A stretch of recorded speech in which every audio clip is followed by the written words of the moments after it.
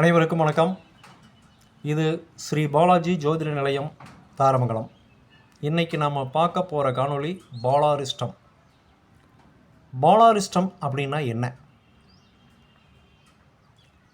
ஒரு குழந்தை பிறந்த உடனே பிறந்ததிலிருந்து 12 வயசு வரையிலும் நடக்கக்கூடிய பாதகங்கள், கண்டங்கள்,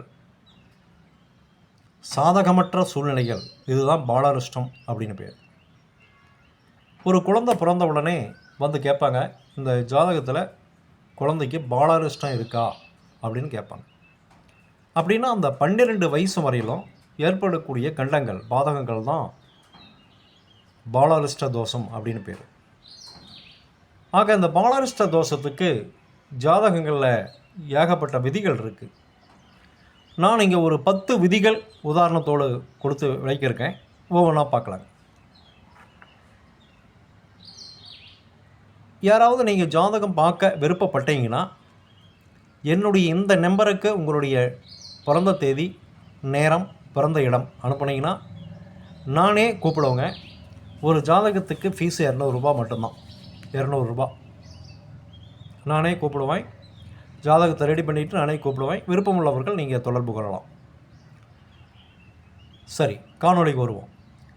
பாலாரிஷ்டம் அப்படிங்கிறது 12 வயது வரை ஒரு குழந்தைக்கு ஏற்படக்கூடிய தோஷம். அதற்கான விதி 1. முதல் விதி என்ன? லக்னத்திலிருந்து 6, 8ஆம் இடங்களில் பாவர்கள் இருப்பது. எந்த லக்னமாக இருந்தாலும் சரி, லக்னத்திலிருந்து 6ஆம் இடத்திலோ அல்லது 8ஆம் இடத்திலோ பாவர்கள் இருந்துச்சுன்னா அது பாலாரிஷ்டம். பாருங்கள், விதி 1. நான் கும்பலக்கணம் எடுத்துக்கிட்டேன். 6ஆம் இடத்துல சனி, 8ஆம் இடத்துல செவ்வாய், ராகு, ரெண்டுமே பாவர். இங்கே பாவர்கள் அப்படின்னு நம்ம சொல்கிறது கடுமையான பாவர்கள். சனி, செவ்வாய், ராகு. சூரியனும் பாவர் தான், தேய்பிறை சந்திரனும் பாவர் தான், பாவரோடு சேர்ந்த புதனும் பாவர் தான். இதில் கடுமையான பாவர்கள் அப்படிங்கிறது சனி, செவ்வாய், ராகு. சரி, விதி 2. சந்திரனுக்கு அதாவது ராசிக்கு 2 பக்கங்களிலும் பாவர்கள் இருப்பது. விதி 2 பாருங்கள். சந்திரன் ரிஷபத்தில் இருக்கார், 2ஆம் இடத்துல செவ்வாய், 12ல் சனி. ஆக ராசிக்கு 2 பக்கத்திலும் பாவர்கள் இருந்துச்சுன்னா அது பாலாரிஷ்ட தோஷம் அப்படின்னு பேர். விதி 3. லக்னத்திற்கு 8, 9, 12ஆம் இடங்களில் சூரியன், சனி, செவ்வாய், தேய்பிறை சந்திரன் சேர்ந்து இருப்பது. இந்த நாளுமே பாவர்கள் தான். எந்த லக்னமாக இருந்தாலும் சரி, லக்னத்திலிருந்து நான் இங்கே கன்னி லக்னம், மிதுன லக்னம் எடுத்துக்கிட்டேன். இங்கே 8, 9, 12ஆம் இடங்களில் 8ஆம் இடத்திலோ அல்லது 9ஆம் இடத்திலோ அல்லது 12ஆம் இடத்திலோ இந்த 4 கிரகங்களும் சேர்ந்துடுச்சுன்னா அது பாலாரிஷ்டம். எது? சூரியன், சனி, செவ்வாய், தேய்பிறை சந்திரன், இது எல்லாம் சேர்ந்துருந்தால் அது பாலாரிஷ்ட தோஷம் அப்படின்னு பேர். ரைட். அடுத்த விதி 4. லக்னாதிபதி 8ஆம் இடத்தில் இருப்பது. எந்த லக்னமாக இருந்தாலும் சரி, லக்னாதிபதி 8க்கு போச்சு அப்படின்னாவே அது கொஞ்சம் தோஷத்தை காட்டக்கூடியது, பாலாரிஷ்ட தோஷம். இங்கே கடகலக்கணம், லக்னாதிபதி சந்திரன், 8க்கு சனி வீட்டுக்கு போயிடுறார். விதி 5. லக்னாதிபதி பாவ கிரகங்களோடு சேர்வதும் பாலாரிஷ்ட தோஷம் தான். எந்த லக்னமாக இருந்தாலும் சரிங்க, லக்னாதிபதி பாவ கிரகங்களோடு சேர்வது. பாருங்கள், விதி 5. நான் சிம்ம லக்னம் எடுத்துக்கிட்டேன். லக்னாதிபதி சூரியன் பாருங்கள் மேசத்தில், சனி, செவ்வாய் என்ற பாவரோடு சேர்றது. லக்னாதிபதி பாவரோடு சேர்வது, இதுவுமே பாலாரிஷ்ட தோஷம். 6வது விதி. லக்னாதிபதியும் ராசிக்கு அதிபதியும் பகையாக அமைவது. எந்த லக்னமாக இருந்தாலும் சரிங்க, லக்னாதிபதியும் பாருங்கள், இங்கே நான் எடுத்துக்கிட்டது ரிஷப லக்னம். லக்னாதிபதியும் ராசிக்கு அதிபதியும், லக்னாதிபதியும் ராசிக்கு அதிபதியும்.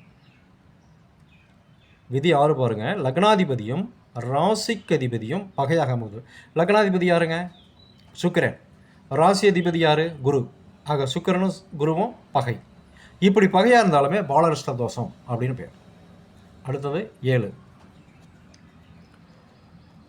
லக்னாதிபதியும் அட்டமாதிபதியும் கூடி கேந்திரத்தில் இருக்க அட்டமத்தில் ஏதாவது ஒரு கிரகம் வலுவாக இருப்பது.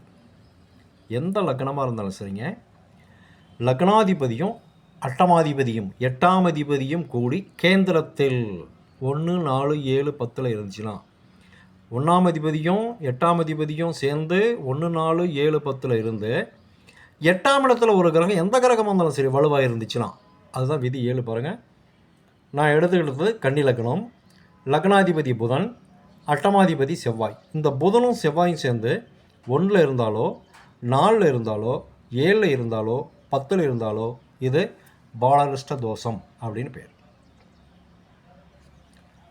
விதி 8.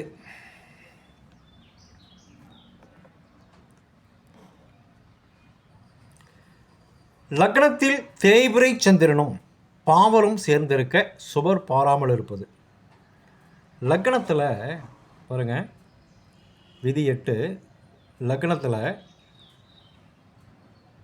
தேய்பிரை சந்திரனும் லக்னத்தில் தேய்பிரை சந்திரனும் பாவருங்கிறது சனி செவ்வாய் சேர்த்துக்கலாம் இல்லையா? அப்போ லக்னத்திலேயே சந்திரனும் சனியும் செவ்வாயும் கூடி இருந்துச்சுன்னா இது பாலரிஷ்ட தோஷம். லக்னத்தில் தேய்பிரை சந்திரனும் பாவரும் சேர்ந்திருந்தாலுமே அது பாலரிஷ்ட தோஷம் அப்படின்னு பேர். விதி 9. 6ல் சூரியன் 12ல் செவ்வாய் சனி இருப்பது. 9வது இது பாருங்கள், 6ல் சூரியன். 9வது விதி, லக்னத்திலிருந்து 6ஆம் இடத்துல சூரியன், 12ல் செவ்வாய் சனி. காரணம், இந்த செவ்வாய் சனி ரெண்டுமே சூரியனை பார்க்குறாங்க. அப்போ இது பாலரிஷ்ட தோஷம் அப்படின்னு பேர். இதுதான் 9வது விதி. எந்த லக்னமாக இருந்தாலும் லக்னத்திலிருந்து 6ஆம் இடத்துல சூரியன் இருந்து 12ல் சனி செவ்வாய் இருந்தால் பாலரிஷ்ட தோஷம். 10வது விதி, 6ல் சந்திரன் இருந்து 12ல் செவ்வாய் சனி இருப்பதுமே பாலரிஷ்ட தோஷம் தான். இதுக்கு உதாரணம் பாருங்கள், நான் தனுசு லக்னம் எடுத்துக்கிட்டேன். இதுக்கு 6 ரிஷப வீடு, இங்கே சந்திரன், 6ல் சந்திரன் 12ல் செவ்வாய் சனி. 6ல் சூரியன் இருந்து 12ல் செவ்வாய் சனி இருந்தாலும் பாலரிஷ்ட தோஷம். 6ல் சந்திரன் இருந்து 12ல் செவ்வாய் சனி இருந்தாலும் பாலரிஷ்ட தோஷம். ஆக இந்த விதிகள் எல்லாமே பாலரிஷ்ட தோஷத்திற்கான விதிகள். இந்த பாலரிஷ்ட தோஷம் இருக்கிற குழந்தைகளை அந்த பிறந்த உடனே பார்த்திங்கன்னா தாய்க்கும், அதான் பார்த்திங்கன்னா சில கிரகங்களுடைய இருக்கிற இடத்த பொறுத்து தாய்க்கு, தந்தைக்கு, தாய்மாமனுக்கு, அப்பாவுக்கு, அம்மாவுக்கு, தாத்தா பாட்டிக்கு, இவங்களுக்கு எல்லாமே தோஷங்களை காட்டக்கூடிய அமைப்புகள் கூட இருக்குது. ஆக இந்த விதிகள் எல்லாமே தோஷத்திற்கான, பாலரிஷ்ட தோஷத்திற்கான விதிகள். இதை